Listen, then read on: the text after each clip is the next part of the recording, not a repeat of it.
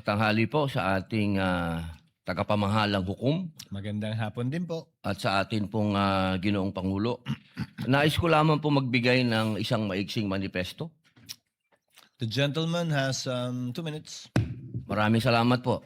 A'udhu billahi minasyaitanir rajim. Bismillahirrahmanirrahim. Mga mahal kong kasama, nais ko lamang pong idulog sa inyo ang aking nararamdaman, ang isang damdaming masasabi ko pong nagtatanong sapagkat ang mga nangyayari po sa ating hukuman sa mga oras na ito, hindi ko po alam kung ito ba ay eksakto lang na nangyayari o ito po ba ay sinasadya. Katulad po ng pagkakakulong ng ating dalawang senator judge na si Senator Jinggoy Estrada at si Senator Rodante Marcoleta. At ang kagiyat pong pagdating ng aming mga masasabing galing sa ombudsman, sa akin, at kay Senator Alan Peter Cayetano. At kahapon, pagkatapos pong ng isang araw na mabanggit ang patungkol sa pagpunta ng ating mahal na NBI Director sa Bangkok, at ito po ay kinwestiyon ni Senator Alan Peter Cayetano, kahapon po ay biglang lumabas ang isang pahayag na iniimbestigahan daw po yung patungkol sa pangyayari noong Southeast Asian Games. Ito po ba ay eksakto lang o ito po ba ay merong dapat tayong pangambahan? Sapagkat, alam niyo po, ako din po ay dapat ay pupunta ng Iran. Sapagkat isinagawa po ang pagbibigay-pugay sa namatay na kanilang leader, spiritual leader. Pero hindi po ako tumuloy dahil may impeachment po tayo. Tanong ko lamang po sa ating mga kasama, dapat po ba tayong mangamba? Dapat po ba kaming manggamba? At tayo po ay parang eksakto naman lahat ito? Hindi ba po tayo ay malayang korte? Tayo po ay may karapatan na binibigay ng konstitusyon na magsagawa po ng pagdinig na ito. Yun lamang po. Maraming salamat po, Ginoong tagapamahalang hukom.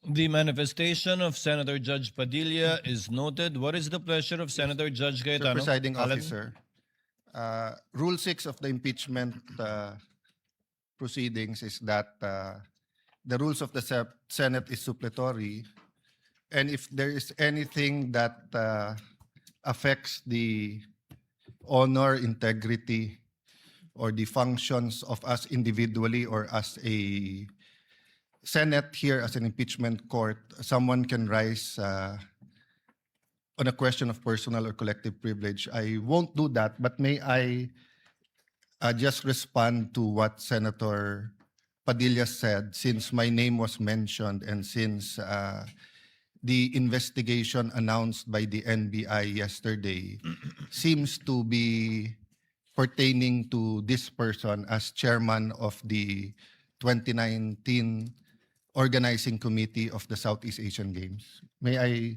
maybe in the form muna of manifestation, unless the presiding officer or Senate President thinks that I should elaborate on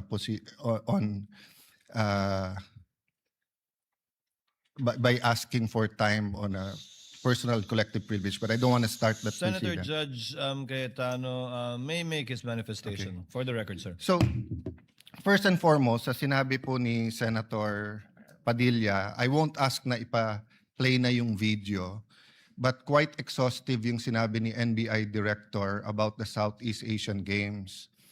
So if the intention was to have a chilling effect, we already have that chilling effect.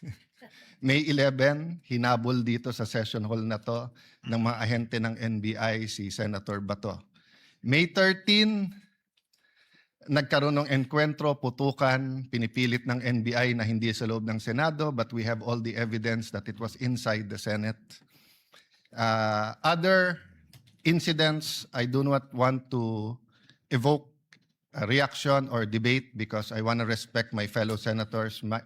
Much of this has been vented in the media, is in court. As Director Matibag has promised us that he will give us a warrant issued by the ICC, has promised us that he will hold his agents na nanggulpi ng isang OSAA. He will be the one to implement the contempt order and hold them in his office, but wala ditong natupad. So when I mentioned his name, his position the other day that it was bad taste, walang personal yon. I mean, regardless kung sinong, even if it was a secretary, an alter ego of the president who wrote the prosecution team or the defense team to say, pwede bang next week kasi may seminar, I would have said the same thing, di ba? Na, look at the gallery. Kompleto parati dyan from Congressman Ace Barbers to many Congressman Ridon. I won't name all of you, but you're busy people. But you think this is important, so you take time out and you are here. Diba? Of course, the prosecution team, you have to be, you are here. We are here, despite of many, many other important things. Not only investigations, not only the flood control, not only the BIR, not only, we're also talking about the nation being prone to volcanic eruption, to yung bagyo, buti, well, nasalanta pa rin tayo ng bagyong Inday. Ibang Inday ang pinag-uusapan natin dito sa impeachment. But still, we are here. So it was in good faith that I said, as an example, mukha namang masama kapag kayong isang bureau head. NBI director is a very important position, but it is a bureau. So if a bureau head, and tignan yung invitation, nakalagay sa invitation, or your representative, and we resolved it. So aksidente ba na yesterday, suddenly after I mentioned it, and after during the weekend, many have been talking about na dapat ata hindi 16. So 21 na lang kami ngayon eh. So 2/3 of 21 is 7. Pag nabawasan pa kami ng 3, 13 na lang yon. Pero some will argue, mabawasan lang kami ng 1 o 2, baka 13 na rin yon kasi wala naman half person o 3/4 person. So all of these issues are valid. Question, the chilling effect is there, but am I intimidated? Wala na akong choice. Ilalabang ko na to, gagawin ko yun ang dapat kong gawin. Bumaliktad man yung sitwasyon, si President Marcos ang ini-impeach and I felt a certain way, ilalabang ko rin. Chief Justice man ang i-impeach, ilalabang ko rin. But for the record, Mr. President, go ahead and investigate. First of all, that's been investigated many, many times. COA, I'm not sure. I think the Office of the Ombudsman, ang nag-file pa ata, Chief of Staff mo eh. Senator Rob, I'm not sure, but parang may kaso na nun. Senator Drilon quizzed us here. I was Speaker of the House, but I chose to appear before the Senate to be able to answer all of those questions directly. The SEA Games, paulit-ulit yan. Biktima na ng speakership ng 2019 yan. Nahuli namin yung PR na sinabi kikiam, pinakain daw mga Muslim ng baboy, when it was chicken longganisa na pinakain. Pero nasiraan na tayo sa Malaysia, Indonesia. The SEA Games gave us so much honor. So far, it is still the biggest SEA Games in history. Many of our athletes launched their career, even going to gold medals in the Olympics. Our athletic and our yung aquatic natin center in Clark is one of the best in the world. Ang nagsabi nito yung Israeli coach ng isang foreign team doon. But go ahead if you want to investigate. But I just want to put on record, mukhang misfire. Bakit? Yung sinasabi niyang infrastructure na walang bidding, first of all, the procurement law has many modes of procurement. So don't make it appear sa public na just because walang bidding, may anomalya na to. Okay. Secondly, bakit ko sinabing misfire? Hindi po sa I'm referring to Director ng NBI Matibag. I had nothing to do with the infrastructure. The chairman of the committee. In fact, I had to resign from the DFA because I was running for congressman during that time. So dun sa sinasabi ni Director Matibag na may congressional insertion to fund it, it's definitely not me because how could a non-member of the Senate or non-member of the House insert anything? Okay. Dun sa sinasabi niyang infrastructure, it was done by the BCDA. The chairman of the BCDA is one of the closest advisors of the president now. The president of the BCDA is one of the closest advisors and is a secretary now. And he said medyo kaduda tong kumpanya na nanalo walang bidding. If I'm not mistaken, it's the same company who's making the City Hall of Pasig. So, I mean, if they want to investigate, go ahead. But by mentioning the organizing committee of the SEA Games, ako po chairman nun. At paninindigan ko po na napakaganda nung nangyari doon. At kung may anomalya, ako unang magagalit. So, go ahead. But my point, Mr. Chairman, honorable members of the court, sa prosecution, to be fair sa prosecution at marami akong kaibigan, I've never felt any intimidation from any of you. I mean, you've continued to be either friends or for those who are former friends but friends. I mean, I don't know if nagkamali lang ako but on the first day, I nodded ng konti kay Senator De Lima. Gumanon din siya, hindi ko alam kung na-acknowledge because we were friends once upon a time and this is a court. We owe it to each other to be professional, di ba? So wag tayong pumayag na someone like Director Matibag would do that. My point, Mr. President, Mr. Presiding Officer, he could have not announced it and investigated. Imbestigahan mo, tingin mo may mali, imbestigahan mo. But it is unfair to me and unfair to the court that kung kailan siya patatawag siya sa Monday, intimidate mo ako, hindi kita tatanungin sa Monday dahil mag-a-announce ka na iimbestigahan mo. Tapos sasabihin mo may insertion, tapos sasabihin mo hindi liquidated po lahat yun. So, let me talk of unfairness. Hindi ba unfair? Kung ako, babalik na rin ko, sasabihin ko, inimbestigahan ko na rin kahapon Ang sabi sa akin, mainit ang ulo ni Director Matibag kasi may contractor na daw yung binigay na lupa para sa NBI at gusto niya sarili niyang contractor. Or would that be fair to him? No. It would be a marites accusation. So that's the same thing he announced yesterday. A marites accusation towards me that affects this court because I am now a senator judge. So I hope this is the last time that I'm going to have to speak about this. But definitely we've been speaking about this, binabawasan talaga kami. Iniisa-isa, even yung mga vlogger na malapit sa administrasyon, sabi, 2 down, 3 down, may kasunod na. Di ba? So, Mr. President,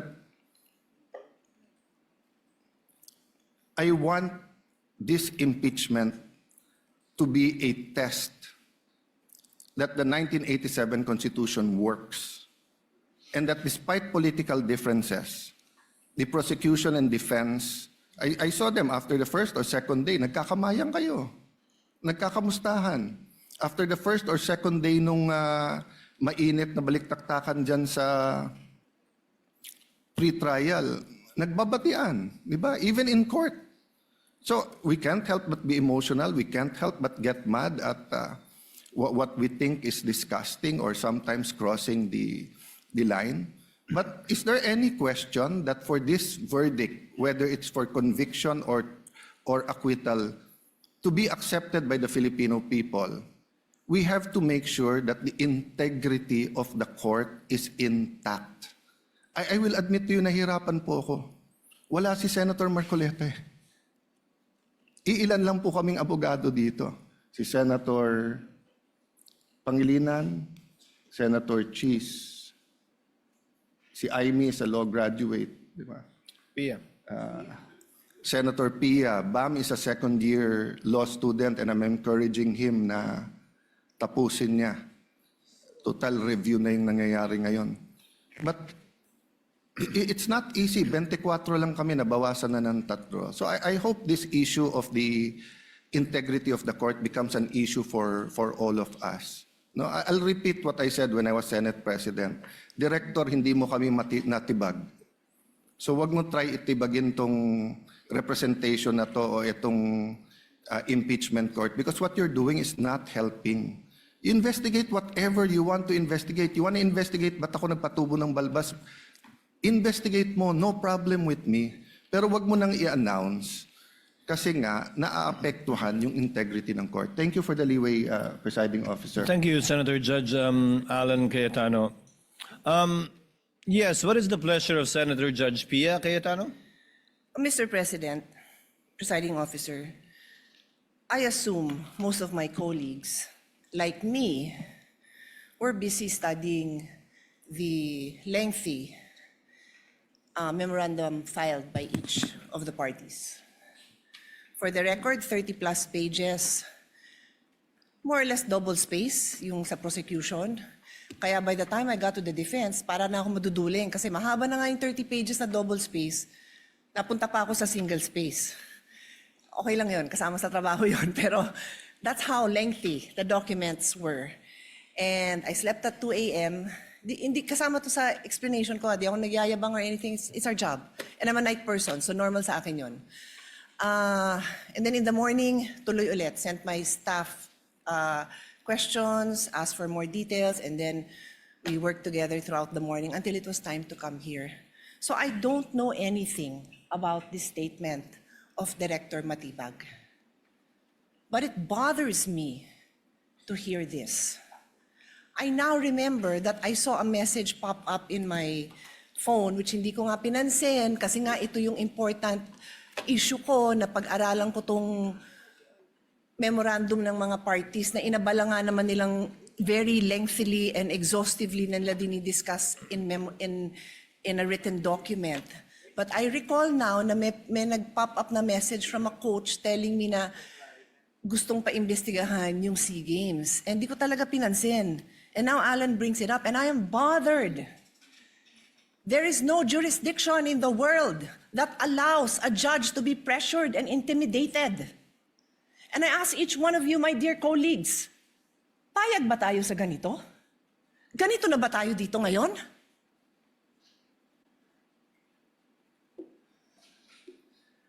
Don't we want a better country for our children?